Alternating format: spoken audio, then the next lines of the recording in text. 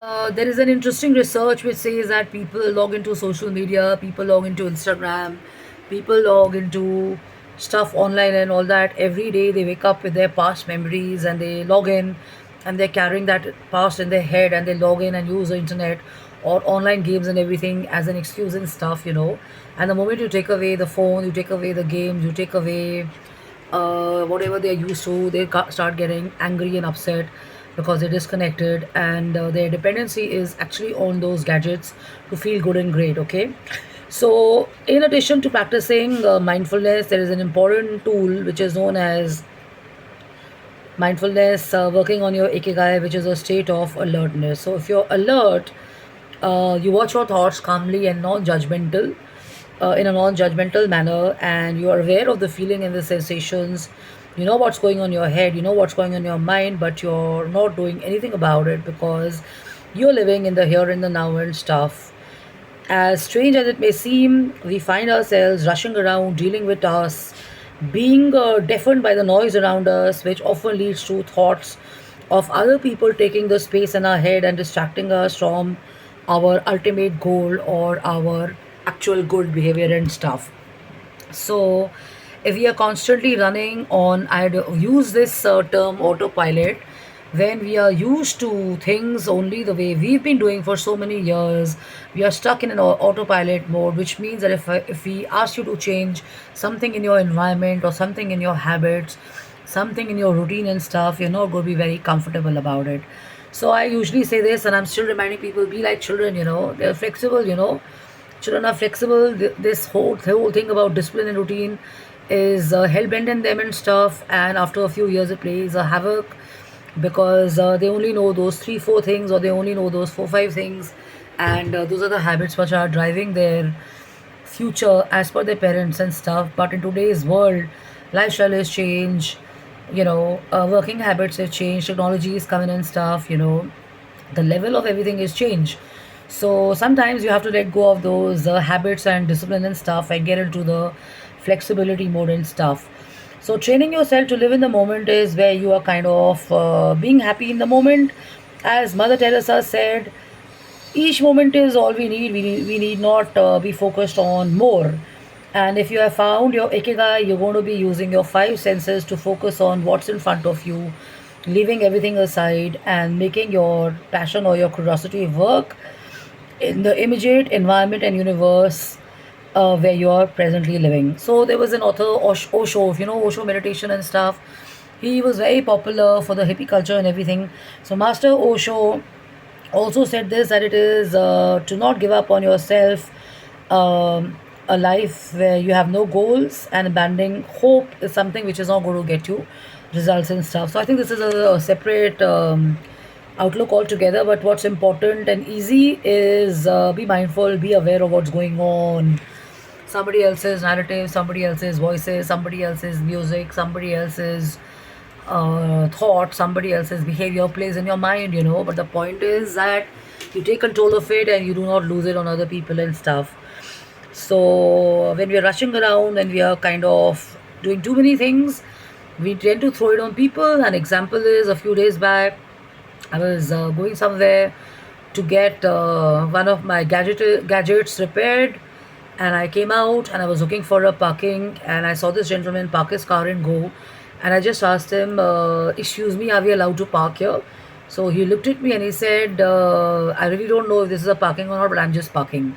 So I said, "Acha, you don't know this is a parking or not, and you're leaving your car here?" I mean, I was like really surprised, because you're leaving your car here, you may get into a police situation and stuff. You're not sure about it, and you're suggesting and advising me to park here. So before I could say anything to him, he just lost his temper, lost his, matlab, in a fit of frustration or whatever, he went away. And I just said nothing, and I was like, this guy is really shocking me because I'm trying to explain to him the future scenario of getting into a cop situation, of people pick up his car and stuff and all that, and he seems to just be impolite and just huffing and puffing and walking away. So I did nothing about it. All I thought was this, and I drove away. I went to another space. I went to another parking area. I parked there conveniently. I walked away. I did my work, I came back, I didn't have to pay my parking and everything because it was a free space and stuff. So this was a realization I had that people are not even aware of what they're doing and stuff, and they just lose it on people. The other example is thanks to the traffic and infrastructure, which is improving and which is fast paced. A lot of people are still in unpleasant state of minds and stuff. So they take it on other people. So a relative of mine was in the hospital and stuff, and I was thinking about it. I'm driving my car on Sirifort Road. I come back and I'm going really slow. And suddenly a car overtakes me from somewhere, and this guy shows me his middle finger in an aghast expression and goes away. So I just did nothing. I drove to the traffic signal a little further, and then this car guy comes again, and again he shows me this finger, expecting me to kind of give him some reaction or whatever. I said nothing, and I was like, this is not about me, this is about him. So the point is, I did want to kind of give it back. I did want to kind of show him this, but I chose not to. And I was like, what's the point of unpleasantness and stuff? We're going to have a traffic situation here. We may meet further. He's going to do this to me again and stuff. All I did was just calmly ignore it, listen to my music, and I drove away, connecting with the people I know and stuff and all that, and getting back to my original senses and my world and stuff. So this is how I think mindfulness also helped me and stuff. So it's very easy to lose your cool.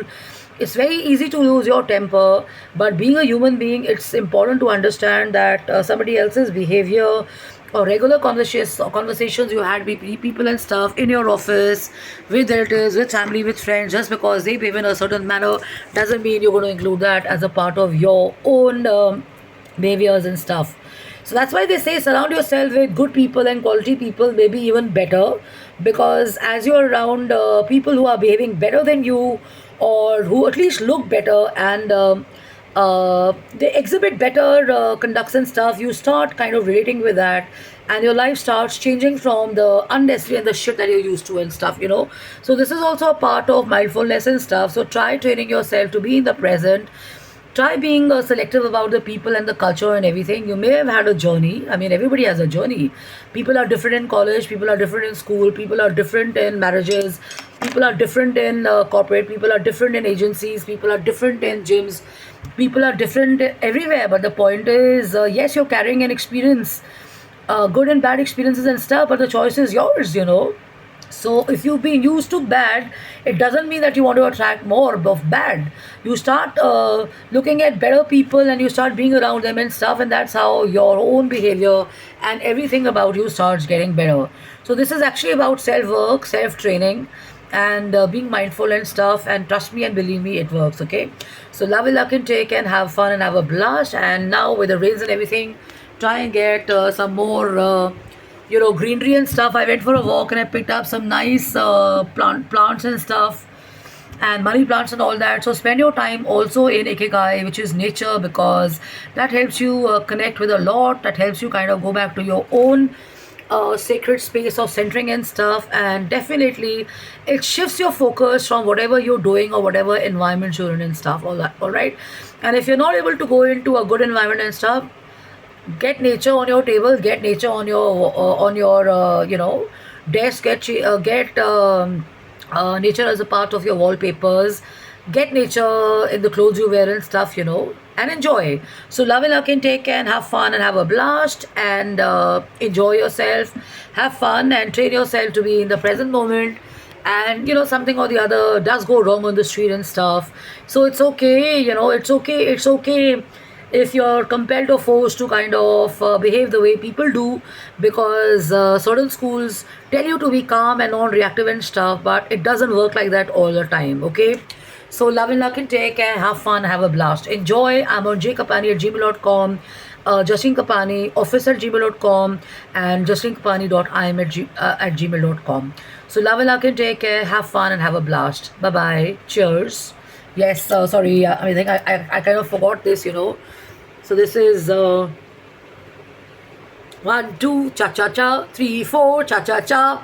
This is some nice chai with dalchini, which is you can research it, and this is ginger, and this is a little bit of black pepper and stuff for your throat. Yeah, so thank you so much for praying for me, and the people have shared and stuff. So let's continue doing it. Looking forward to some positive and some miracles happening actually. So love and luck and take care. Have fun. Bye bye.